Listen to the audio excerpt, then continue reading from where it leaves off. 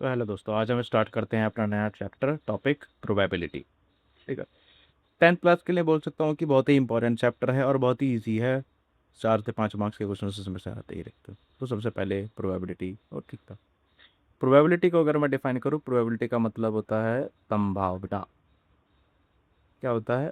संभावना कि कोई भी चीज होगी या नहीं होगी, उसकी संभावना। अब जैसे सपोज करिए, अगर हमारे पास किसी भी तरीके से कोई चेंजेस करना चाहे, सपोज करिए आज की बात करें, टुडे की, आज बारिश होगी या नहीं होगी, ये हम संभावना पर चल रहे हैं। किस पर चल रहे हैं? संभावना, यानी कि प्रोबेबिलिटी। तो प्रोबेबिलिटी हमारे पास ये कंडीशन देती है कि जो प्रोबेबिलिटी ऑफ किसी भी इवेंट की वैल्यू होगी, प्रोबेबिलिटी ऑफ किसी भी इवेंट की वैल्यू होगी, वो हमेशा बराबर होगी या फिर बड़ी होगी किससे? 0 से। और छोटी होगी या बराबर होगी किससे? 1 से। ये प्रोबेबिलिटी की वैल्यू है, इन दोनों के बीच में ही रहेगी, कभी ना तो ज़्यादा ना ही कम। ठीक है। तो आज हम इन्हीं पे ही बात करने वाले हैं। तो पहली कंडीशन तो यही है। ठीक है। Probability is a quantitative measure of livelihood of occurrence of an event, किसी भी इवेंट के होने की कंडीशन। तो ये प्रोबेबिलिटी का फॉर्मूला है number of outcomes divide by total number of outcomes. ठीक है। ये उसकी रेंज है 0 से 1 के बीच में। अगर हमारे पास कोई इम्पॉसिबल इवेंट है तो उसकी प्रोबेबिलिटी होगी 0, और श्योर इवेंट की प्रोबेबिलिटी होगी 1। श्योर वही केस आ गया, यानी 100%, और 100% अपना कितना होता है? 1 ईयर। आई बात समझ में? अब आके अगर हमारे पास, हाँ मैं बता देता हूँ, किसी भी प्रोबेबिलिटी के होने की प्लस किसी भी प्रोबेबिलिटी के ना होने की, इसका मतलब नॉट ई है, और ये कितनी होगी? 1। ठीक है। जैसे अगर मैं एक एग्जांपल से समझाना चाहूँ, तो हमारे पास टोटल 5 लोग हैं, जिसमें से 2 लोगों ने ये कहा कि बारिश होगी, तो 5 में से 2 ने ये कहा। तो 3 क्या बोल रहे हैं? बारिश नहीं होगी। इनका अगर मैं एलसीएम लूँ तो नीचे आया 5, ऊपर 2 + 3, ये बन गया 5। तो 5/5, टोटल प्रोबेबिलिटी कितनी आ गई? 1। तो यही मैंने अभी बोला कि प्रोबेबिलिटी ऑफ हैपन्स और प्रोबेबिलिटी ऑफ नॉट हैपन्स, ये कितना हो जाएगा? 1 हो जाएगा। ठीक है। समझ में आया? अब दूसरी बात, प्रोबेबिलिटी कभी भी नेगेटिव नहीं होगी, या फिर 1 से बड़ी नहीं हो सकती, या फिर 0 से छोटी नहीं। तो उसके बाद सैंपल स्पेस। अगर हमारे पास कितने भी आउटकम्स पॉसिबल है, उन सब का अगर मैं सेट बनाऊं, उसको हम बोलेंगे सैंपल स्पेस। ठीक है। अब हम चलते हैं, यहाँ तक समझ में आ गया होगा। अब चलते हैं नेक्स्ट। ठीक है, एक मिनट। Next page. अब सैंपल स्पेस को हम कैसे डिफाइन करें? जैसे सपोज करिए, अगर हमारे पास एक कॉइन है, कॉइन कॉइन पर या तो हेड रहेगा या तो टेल रहेगा। ठीक है। तो ये हमारे पास 2 सैंपल स्पेस बन गई। एक कॉइन के या तो हेड आएगा या फिर क्या आएगा? टेल आएगा। अगर उसी तरीके से मैं 2 कॉइन को टॉस करूंगा, तो टोटल सैंपल स्पेस कितने होंगे? इसके लिए जनरल फार्मूला होता है कि हमारे पास पहले ये पता लग जाए कि टोटल टर्म्स आ कितनी रही हैं। फार्मूला क्या होता है? 2 to the power n। जैसे एक बार उछाल रहे हैं, n की जगह पर 1, 2 की पावर 1 कितना आ जाएगा? 2। 2 बार उछाला, 2 की पावर 2, यानी 4 सैंपल स्पेस बन जाएंगे। समझ नहीं आया? कब? कौन कौन से? जैसे अगर मैंने 2 कॉइन को उछाला है, तो 2 बार हेड और 2 बार टेल, फिर 1 बार हेड, 1 बार टेल, 1 बार हेड, 1 बार टेल। ये हमारे पास टोटल 4 इवेंट्स सैंपल स्पेस हो जाएंगे। समझ में आया? ऐसे ही हम 3 पर भी निकाल सकते हैं, ऐसे ही 8 पर। तो अगर हम 3 पर निकालें तो 2 की पावर 3 कितना आ जाएगा? 8 सैंपल इसके। 2 की पावर 4 निकाले तो ये आ जाएगा 16। क्लियर? ओके। अब आ जाते हैं नेक्स्ट। तो जो केस हमने कॉइन के केस में करा है, सेम हम करेंगे अब डाइस के केस में। डाइस तो देखी होगी ना, तो डाइस में टोटल सैंपल स्पेस निकालने का फॉर्मूला होता है 6 टू द पावर n। जैसे यहाँ था 2 टू द पावर n, वैसे ही हम यहाँ निकालेंगे 6 टू द पावर n। ठीक है। और इसके लिए मैं एक आप सभी को एक छोटा सा कह सकता हूँ कि इजी वे देना चाहूँगा। जैसे सपोज करिए ट्रायंगल है, ठीक है, ग्रेजुएशन में पढ़ाते हैं, हालांकि बहुत इंपॉर्टेंट है। जैसे कि यहाँ 2, यहाँ 12, फिर 3, फिर 4, फिर 5, फिर 6, फिर 7, फिर ऐसे ही 8, फिर 9, फिर 10, फिर 11। अब ये ट्रायंगल मैंने क्यों बनाया? अगर आप उनको किसी से भी पूछे कि अगर मैंने डाइस को 2 बार उछाला, टॉस करा, अब उसमें से सम आने की प्रोबेबिलिटी बताओ, 2 कितनी बार आएगा? अब 2 तो सिर्फ एक बार आएगा, 12 भी सिर्फ एक बार आएगा, क्योंकि 6 और 6 पर आता है। ऐसे कितने नंबर्स बन रहे होंगे? इसका एक शॉर्ट तरीका है, बस काउंटिंग लिखते जाओ, 1 2 3 4 5 6। ठीक है, अब लोअर डाउन, 5 4 3 2 1। ये हो गया शॉर्टकट। जैसे अगर अब हमारे पास क्वेश्चन पूछे कि डाइस पर 8 सम आने की प्रोबेबिलिटी कितनी है, तो 8 कितनी टर्म्स में आएगा? 5 में, और डिवाइड बाय टोटल, टोटल कितनी है? 36। ये प्रोबेबिलिटी हो जाएगी। ओके, अब एक बार काउंट करके भी देख ले।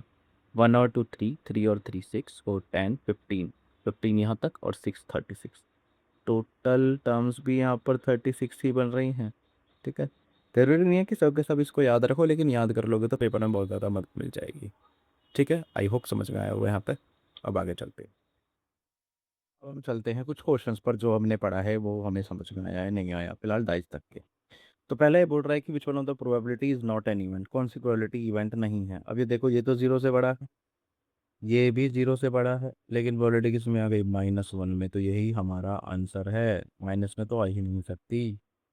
Second, which of the following can be the probability of an event. कौन सी प्रोबेबिलिटी है? अब देखो, ये तो माइनस में है, ये नहीं है। 1 से बड़ी है, नहीं है। 8/7 ये भी करेंगे, 7 7 से बड़ा आ गया, यानी ये भी नहीं है। तो हमारा आंसर ये रहा। आया समझ में? ठीक है, अब हम चलते हैं नेक्स्ट पर। नेक्स्ट टॉपिक क्या है हमारे पास उसी में, और क्वेश्चंस होंगे तो क्वेश्चंस की करते हैं। हाँ, ये डाइस का क्वेश्चन, डाइस का क्वेश्चन इसने बोला, When a die is thrown, the probability of getting an odd number less than 3। Odd number चाहिए, लेकिन 3 से छोटे चाहिए। अब ऑड नंबर्स डाइस में क्या होते हैं? 1 होता है, 3 होता है, और 5 होता है। लेकिन उसने क्या बोला? 3 से छोटे चाहिए, 3 भी नहीं चाहिए। तो क्या बचा? सिर्फ 1। एक आया कितने में से? 6 में से। 1/, आया समझ में? 1/, ठीक है। Rashmi has a die of 6 pages हैं, ये हैं। She is throw a dice probability of getting C. C आने की प्रोबेबिलिटी कितनी है? अब सी कितनी जगह पर है? 2 बार है ना, एक गेर है, एक गेर। 2 बार आ सकता है, कितने में? 6 में। काटा तो 1/। क्लियर? ठीक है, अब आ गया कार्ड का केस। कार्ड का केस तो हमने पढ़ा ही नहीं, तो अब एक बार कार्ड का केस। अब कार्ड क्या कहता है? कार्ड हमारे पास ये कहता है कि हमारे पास टोटल 52 कार्ड्स होते हैं, बांटे 26, 26। ये हो गए ब्लैक, ये हो गए रेड, ये बटे आगे हार्ट में, डायमंड में, ये क्लब में, ये स्पेड में। ठीक, ये याद रखना। तेरा इधर भी, तेरा इधर भी, तेरा इधर भी, तेरा इधर भी। अब इस सब में पूछता है फेस कार्ड कितने होते हैं? फेस कार्ड सिर्फ 3 होते हैं, किंग, क्वीन और जैक, इन सब में। यानी टोटल फेस कार्ड कितने हो गए? 12। ठीक है, अब मैं प्रोसेस बता रहा हूँ क्या क्या पूछता है, वो तो समझ में आ चुका होगा। टोटल फेस कार्ड हुए 12, टोटल एथ कार्ड हुए 4। अब एथ कार्ड क्या होता है? इक्का, यानी कि 1। समझ में आया? इन्हीं के ही क्वेश्चन ज़्यादा पूछे जाएंगे। अब एक बार क्वेश्चंस पर आ जाते हैं। क्वेश्चंस क्या कहता है? ठीक है, क्वेश्चंस हैं हमारे पास। हाँ, a card is drawn from a well shuffled deck of 52 cards. The event E is the card drawn is not a face card. Event E जो है वो हमारे पास फेस कार्ड नहीं है, तो उसमें नंबर ऑफ आउटकम्स कितने बचेंगे? अब अभी टोटल फेस कार्ड बताए थे कितने थे? 12। और टोटल कार्ड कितने हैं? 52। माइनस कर दोगे तो बच कितने जाएंगे? 40। वही हमारा आंसर। क्लियर है? ठीक है, अब हमारे पास करते हैं हम्म, हम्म, थोड़ा सा बड़ा क्वेश्चन हो जाएगा। इन अ फैमिली 3 चिल्ड्रन, 3 बच्चे, the probability of their having at least one boy. अब एक बात बताओ, 3 बच्चे हैं, ठीक है, तो 1 2 3 क्या लिख सकते हैं? 1 2 3 तो लिख ही दिया। 1 3 2 लिख सकते हो, ठीक है। उसके बाद 2 3 1 लिख सकते हो, 2 1 3 लिख सकते हो, 3 1 2 लिख सकते हैं, और 3 2 1 लिख सकते हैं। इतना लिख सकते हैं। और आगे क्या लिख सकते हैं कि family of 3 children probability of getting at least one boy, ठीक है, कि कम से कम इसमें एक बॉय तो होना ही चाहिए। तो ऐसी कंडीशन जब भी आए उसके लिए हम करेंगे क्या? पहली बात तो हम यहाँ पर सैंपल स्पेस अलग से ड्रॉ करते हैं, ठीक है।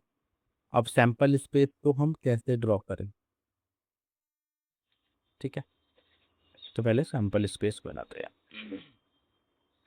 तो यहाँ पर 3 बच्चे हैं, यानी 2 to the power 3, यानी टोटल कितने सैंपल स्पेस बनेंगे? 8 बने। अब हम आ जाते हैं, हमें मान के चलते हैं कि सबसे पहले तीनों गर्ल्स है जो, ठीक है, फिर 2 गर्ल्स 1 बॉय है जाए, सेम ये भी बॉय आ जाए, फिर जी जी जी जी जी दिया क्या सॉरी, ठीक है, बेटा। और उसके बाद D G G D G B की, ठीक है। इस तरीके से हम आगे कंडीशन चलते रहेंगे, तो मैं इसको बहुत शॉर्ट तरीके से बता देता हूँ। तो सपोज कर लो हमने मान लिए 4 गर्ल आ गए और 4 बॉय, अब कॉइन वाला ही केस है। उसके बाद 2 गर्ल 2 बॉय, 2 गर्ल 2 बॉय, एक girl boy boy boy boy. अब इसने यहाँ क्या पूछा है? एट लीस्ट वन बॉय, कम से कम एक बॉय तो आना चाहिए, लेकिन जो ये वाला केस आ गया इसमें तो एक भी बॉय नहीं है। तो यानी टोटल प्रोबेबिलिटी में से अगर मैं इसकी प्रोबेबिलिटी माइनस कर दूं तो टोटल आया 7/8। तो मेरे पास कम से कम एक बॉय की प्रोबेबिलिटी कितनी आ जाएगी? 7/8। यानी ऑप्शन नंबर ए हमारे पास करेक्ट, ठीक है। आई बात समझ में? अब ऐसे ही आ गया था, probability of number selected at random from the 1 2 3 to up to 15 is a multiple of 4। Select करने हैं तो यानी कि डिवाइड बाय 15 तो रहा। और 4 के मल्टीपल कौन कौन से आएंगे? 15 से बीच में, यानी कि 4 आएगा, 8 आएगा और 12 आएगा। तो कितने हैं? 3, यानी 1/5 हमारे पास आंसर। आई होप समझ में आ गया होगा। तो ऐसी वीडियोज़ में हम कल मिलते हैं। धन्यवाद।